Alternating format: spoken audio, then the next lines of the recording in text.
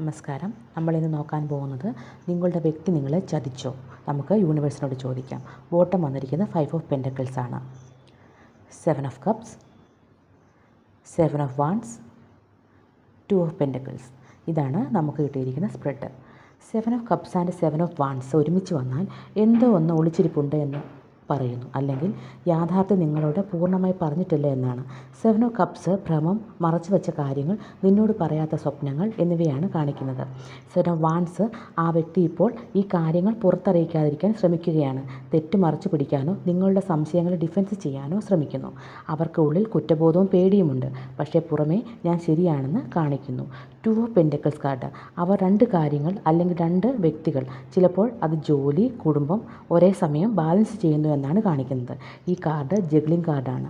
അവരുടെ സമയവും ശ്രദ്ധയും രണ്ടിടത്ത് ഭാഗിച്ചു കൊടുക്കുന്നു. ഇപ്പോഴും ഏത് വഴിക്കാണ് പോകണമെന്ന് തീരുമാനിച്ചിട്ടില്ല. ബോട്ടം വന്നത് 5 ഓഫ് പെൻറ്റക്കിൾസ് ആണ്. ഈ കാർഡ് പറയുന്നത് ഇപ്പോൾ അവർ സ്വന്തം കഷ്ടപ്പാടിൽ മുങ്ങി നിൽക്കുകയാണ്. അതുകൊണ്ട് അവർ നിങ്ങളെ ഉപേക്ഷിച്ചതായി തോന്നാം. അവർ നിങ്ങളെ കാണുന്നില്ല എന്നല്ല, അവർക്കിപ്പോൾ ഒന്നും കാണാൻ കഴിയുന്നില്ല എന്നതാണ് സത്യം. അവർ നിങ്ങളെ ബോധപൂർവം ചതിച്ചിട്ടില്ലെന്ന് ഈ കാർഡ് പറയുന്നു. അവർ ഇപ്പോൾ തൻ്റെ ജീവിതത്തിലെ ഏറ്റവും ഇരുണ്ട ഘട്ടത്തിലൂടെ കടന്നു പോകുന്നു. അവരുടെ ശ്രദ്ധ മുഴുവനും അവൻ്റെ വേദനയിലും കഷ്ടപ്പാടിലും നഷ്ടബോധത്തിലുമാണ്. അതുകൊണ്ട് ശരിയായി നിങ്ങളോട് ഇടപഴകാൻ പോലും അവർക്ക് കഴിയുന്നില്ല. യൂണിവേഴ്സിൻ്റെ ഉത്തരം നോക്കാം.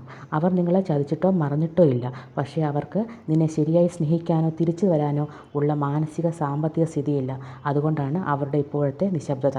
അത് ചതിയല്ല. ഇഷ്ടമായാൽ സബ്സ്ക്രൈബ് ചെയ്യണം, സപ്പോർട്ട് ചെയ്യണം. നിങ്ങൾക്ക് നന്ദി. നമസ്കാരം.